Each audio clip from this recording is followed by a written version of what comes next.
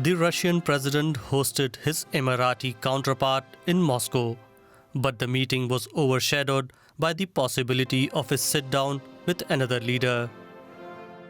A reporter asks him about the appropriate place for a summit with Donald Trump.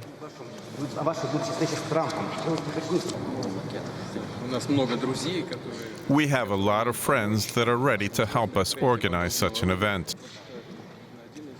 Here is one of our friends, the President of the United Arab Emirates. I think we will decide later, but this could be one of the suitable venues. Then comes a question about the chances of a meeting with the Ukrainian president. I've been repeatedly saying that I, in general, have nothing against it. This is possible. But before that, certain conditions should be created. And unfortunately, we are still far from creating such conditions. The announcement of an in-person meeting between Putin and Trump comes a day after U.S. envoy Steve Witkoff met with Putin in Moscow. Trump briefed the Ukrainian president and European leaders on that meeting. We discussed what was said in Moscow. It seems that Russia is now more inclined to agree to a ceasefire. The pressure on them is working. But the main thing is that they do not deceive us or the US in the details. That's exactly what Ukrainians in the capital Kyiv say they are worried about. I don't trust Putin. I don't think he's taking this meeting seriously. He'll never make peace. He needs Ukraine. He wants to conquer it, so I don't think anything good will come out of this meeting. It seems to me that to trust Putin is to not respect oneself. He understands everything only from a position of strength. I live in Kherson. I lived there during the entire occupation. I saw how they keep their word. If Putin and Trump do meet in the coming days, it will be the first time they hold face-to-face talks in 6 years. We can get the latest from DW's Rebecca Ritters, who joins us now from Kyiv. Rebecca, tell us what Ukrainians make of President Trump saying that he will meet with Vladimir Putin in the coming days, even if Putin doesn't meet with Ukraine's President Zelenskyy first.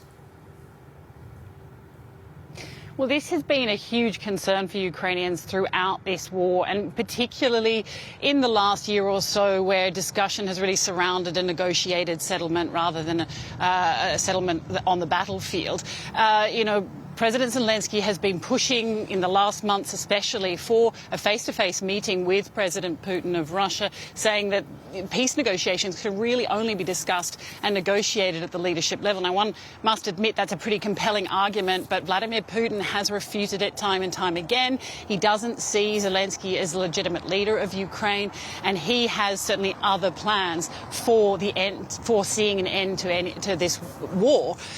So President Zelenskyy, especially since this meeting in Russia that happened with the Special Envoy Witkoff in the last days, Zelenskyy has been pushing for this 2 bilateral meetings and a trilateral meeting. That's a meeting between Zelenskyy and Trump and Putin and Trump, and then a meeting between the three. It certainly looks, after a chaotic day of back and forth and rumours and sources and speculation yesterday, that it looks like a meeting now may well go ahead, sidelining President Zelenskyy and sidelining the Europeans, and that is a huge concern. Ukraine really worry that they're going to have to accept some kind of settlement that will be negotiated by the US, and that they'll be just forced to have to go through with it. Mm-hmm. And yet Zelenskyy was careful not to criticise Trump. What do you think his strategy is here?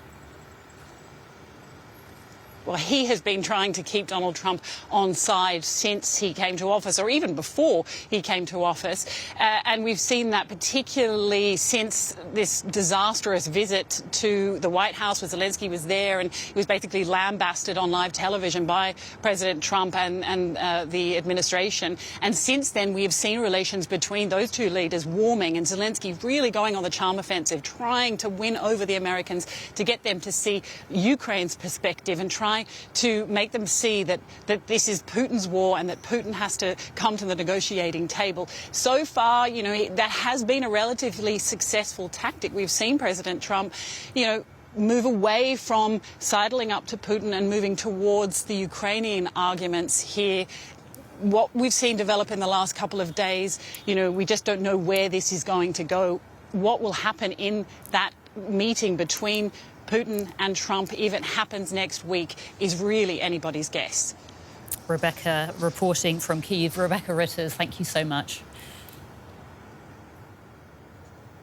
I'm joined now by Stefan Meister, who heads the Centre for Order and Governance in Eastern Europe, Russia and Central Asia. That's at the German Council on Foreign Relations. Welcome to DW. Thank you for your time. Is there an actual chance this time for diplomacy to work, even without Ukraine at the table? To be honest, I'm rather skeptical that there will be really serious negotiations between Putin and Trump if the meeting really takes place. I don't see from the Russian side any reason why they should make compromises. They're moving forward at the moment on the battlefield in Donbass. My impression is that Putin again plays time. He wants to prevent oil sanctions from the US side. And he's using this kind of offer to meet Trump to win more time, but not to solve the conflict or to go into any serious ceasefire negotiations. So you're saying that the reason Putin accepted a meeting with Trump at this time is simply, as you say, to play for more time? Exactly. So we don't see any offer of compromise, any step into bargaining. Also, the meeting of Witkoff with Putin didn't brought any new ideas, results, proposals for negotiations. So I think he's in a way pleasing Trump. Putin is pleasing Trump, but I think it's also really about the tactic we have all the time about winning time and moving forward on the battlefield. Has anything changed at all since the last attempt at Ukraine peace talks? No, I think nothing has changed except that Russia is gaining more territory. I think we see on the Ukrainian side now increasing interest in the society for ending this war. So I think there is a pressure also on the Ukrainian president to go into negotiations from within the country. I don't see that the reason from a Russian side to change anything or to make any kind of compromises in a moment when they feel strong and they have the impression that they can play also with Trump. If this Trump-Putin meeting were to take place, would this be seen, do you think, as a victory for Putin, no matter what comes out of it?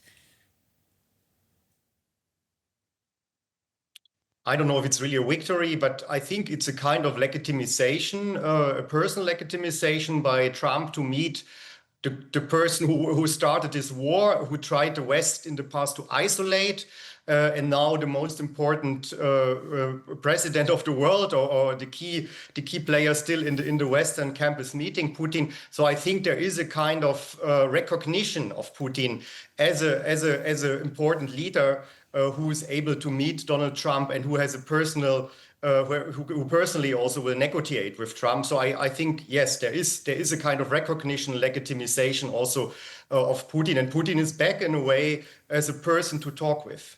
Mm-hmm. Putin is saying that he does not want to meet with Trump and Zelenskyy. He says he's not opposed to meeting with Zelenskyy, but that certain conditions need to be met first. Can you talk us through what those conditions are, what Putin wants? So I'm skeptical that he meets Zelenskyy at all. I think he does not recognize his legitimization as a president. If we're talking about the conditions, I think these are the usual conditions Russia demands. It's about demilitarization and, as they call it, denazification of Ukraine. It's about all the demands on European security, no NATO membership of Ukraine, neutrality of Ukraine. So I think these are the fundamental demands of Russia, which we have heard before the war and during all the negotiations in the past.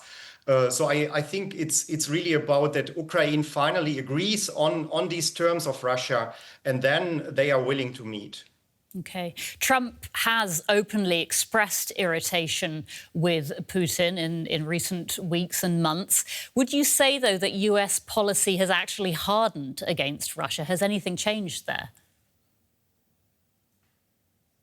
Except rhetoric, I don't see really fundamental changes. There is this ultimatum which ends today, and that there will be sanctions on oil. But we haven't seen any action yet from the US side which improves the bargaining position of Ukraine and also the Western allies. So I want to see this action. I just see a harder rhetoric by Trump. But that's it. So I think Putin, if you're looking from the Russian perspective, he does not think that Trump will sanction him. He does not see any action from the US side. So that's why I don't really see a change in US policy. Stefan Meister from the German Council on Foreign Relations. Thank you so much for your analysis. We appreciate it. Thank you for having me.